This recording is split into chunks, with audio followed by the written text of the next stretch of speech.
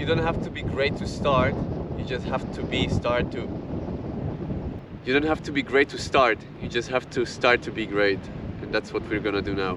This is gonna be awkward. The South Island of New Zealand, a country on the edge of humanity, with just over 1 million people, is roughly the size of England.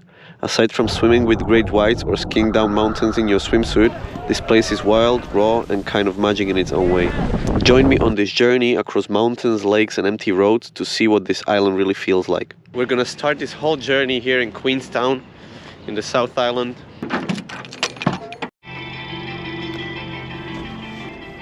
I just want to see this view one more time in my life. Look at this thing.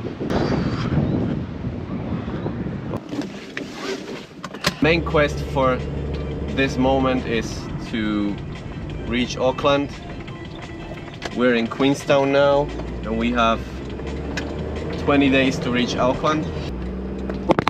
No, you fell! The whole life is ruined. No way. I just started the journey. I just entered the car and I think my tire is flat. You have to be kidding me. No, please, no, please. Okay, I see. Thank God. Thanks God. You know when the road is freshly made and I think I passed through that with my tire and I heard a weird noise. I was like, fuck, that would be really bad. Ooh. Never mind. Nothing happened. Before we continue, there's someone I need to introduce you to. This is Lady Jessica. She's 15 years old and she's been with me for almost a year now. When I bought her, she was just an old work van from a construction company, completely empty inside. I spent days turning her into what is she now, my little home on wheels. So let's start with the passenger seat. Nothing special. We've got a sea salt here, very important. Next one is the main entrance. This is it. This is my bed. This is my ceiling. This is Malcolm. We got a Koshi. Then there's the back entrance. It's like storage from the bag as well. We got our toilet there, which I never use my toilet. It's just New Zealand is so well designed for the public toilets that you don't ever need to use in your van. Another opening from the other side. Here we got a tank for fresh water, a tank for dirty water, a diesel tank for the diesel heater, which is right here, and the driver's seat. And that's our Lady Jessica. So this video will mostly be about me getting comfortable speaking to you, because it's my first time speaking to camera and it's a bit awkward, to be honest, especially when I'll be traveling in the places where I need to record myself in front of people. That's gonna be funny. Hello. Maybe about a 10-minute wait. 10 minutes? Yeah. Okay, thank you.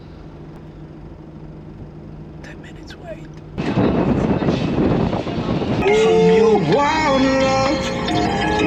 Look at that.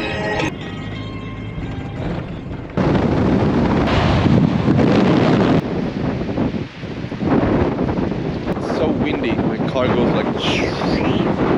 The first stop that we're gonna make is Lake Tekapo.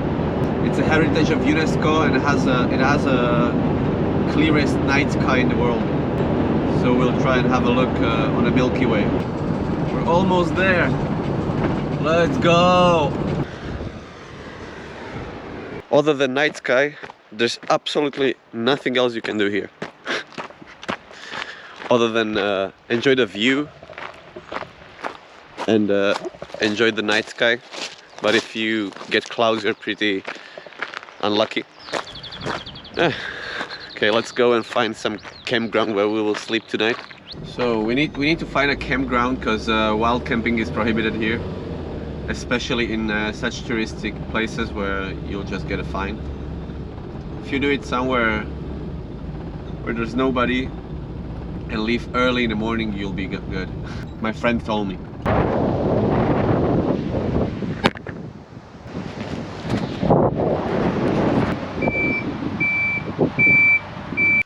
It's a bit late and I fall asleep. At least I'll be able to watch the stars. I'm gonna set up the camera for the stars. I'm gonna try to capture it.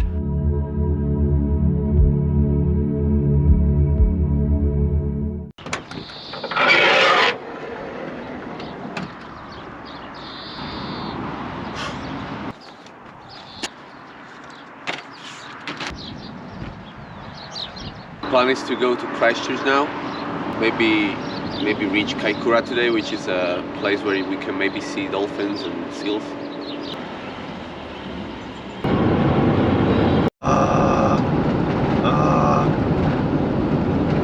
Never ending, the most boring road I have ever rode. It's just flat. Nothing around, everything is flat, no more mountains. Oh, we're finally in Kaikoura after 6 hours of driving, and we'll still need to find a campground. What a life. Kaikoura is known for their sea colonies. There are literally like hundreds of seas behind me.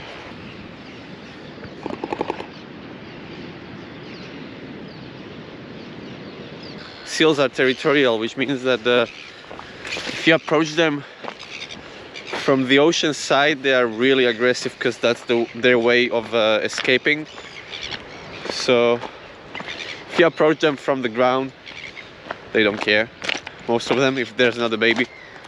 It's also a nesting area, so I believe there's lots of eggs there of the birds.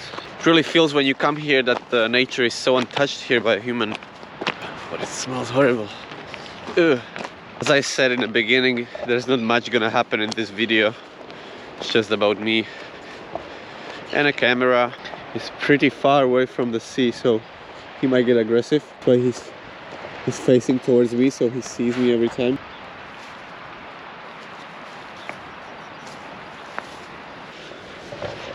Beautiful. That looks like a good spot to chill. Not possible to climb that, but we could try the other one that's in front of us. Looks pretty steep. It's way steeper than it looks like from a distance.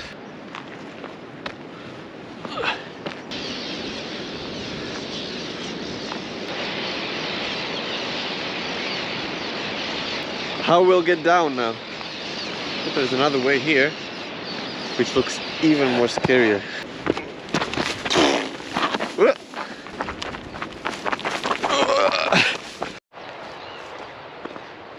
So peaceful and quiet. Alright, let's get back to the van because we need to find a campground.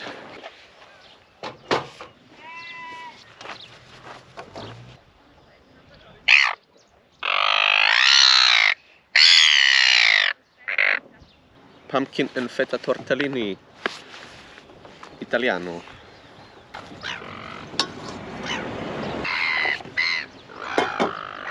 What happened here? Oh wait! I decided I will not sleep here in Kaikoura. Even though I found a space to sleep, I want to get closer to Motueka, because tomorrow's goal is to reach Motueka, and I don't want to drive too much tomorrow. Maybe 2-3 hours today again.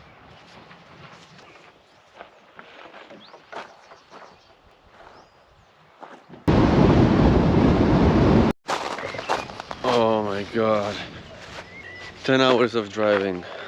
I found a campground in a dog park. Unfortunately no dogs. Morning. Still not dogs at the park. Finally, Motueka. So the next stop is a farm in Motueka. When I finished building Lady Jessica in Christchurch, I was traveling to Motueka, and the day before I started traveling, I just scrolled Facebook the night before, and there was this guy who was asking if somebody is going to Motueka from Christchurch, and I said, yeah, what do you need? And he gave me 2 bottles of pickled cabbage, or sour cabbage, I don't know how you call it in English. And I came there at the Sunday, and it was a UFC night, and everybody was partying there, yeah. And I was like, hello, I brought this pickled cabbage. And he's like, yeah, sit here, you want a beer? I'm like, yeah, of course. You want to join? Yeah, of course. And I stayed there for 1.5 months, and the people that live on the farm became like my really close friends. And the guy who owns the farm is like a father figure to me. He's a wonderful person. Why is the car making funny noises again? So it seems like I lost a small part of my exhaust from the diesel heater. I don't know how bad it will be, but it's not affecting the driving, so let's go. Ooh, we arrived.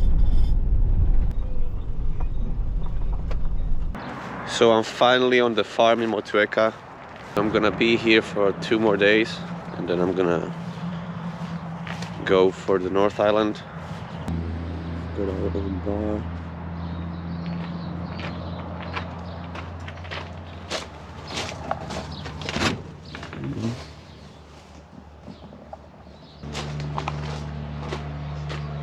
There's the stage.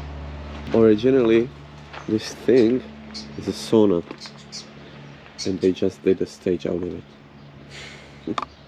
Crazy people. You have a gym here. We have a football table here.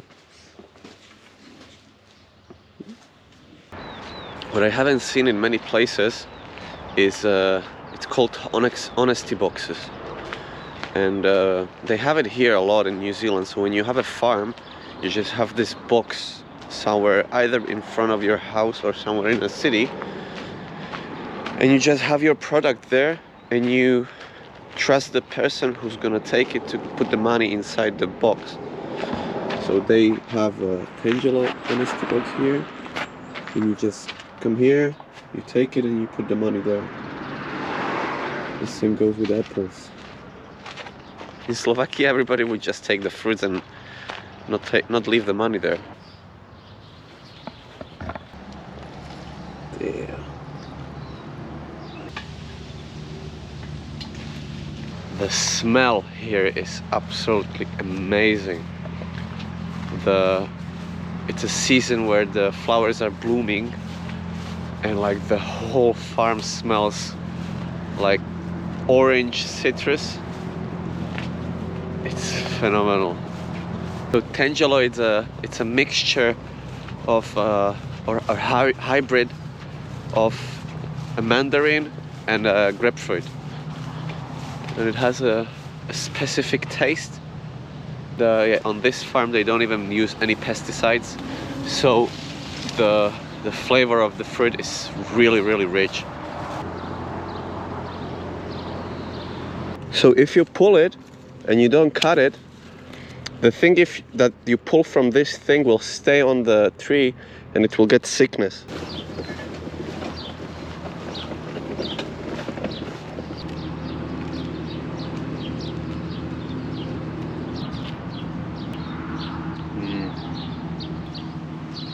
So good. But if you eat 10 and more, you start to get sick. Like me right now. Delicious. So yeah, I'll finish it here for the first one. Need to get ready for Indonesia. Interesting making my first ever video. Learning how to make the angles of the camera, how to set up the camera. See you.